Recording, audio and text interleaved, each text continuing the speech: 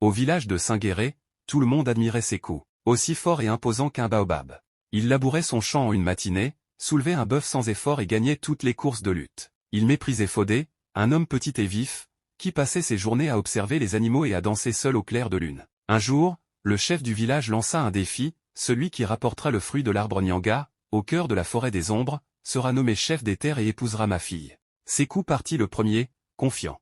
Il comptait sur sa force. Il écarta les lianes à main nue, effraya les singes par ses cris et frappa de grands coups de machette. Mais la forêt se refermait derrière lui. Plus il utilisait sa force, plus les buissons devenaient épineux et les sentiers se dérobaient. Il tourna en rond, épuisé et vaincu. Vint le tour de Fodé.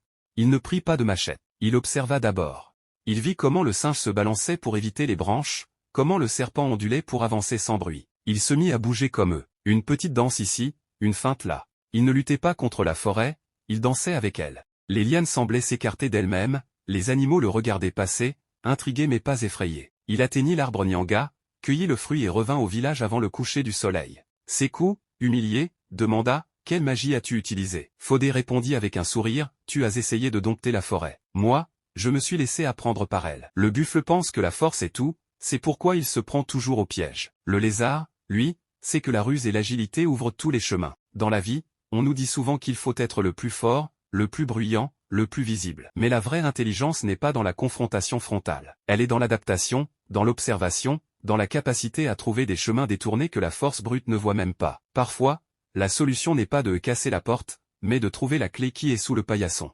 Abonne-toi pour ne pas manquer les prochaines histoires encore plus intéressantes et captivantes.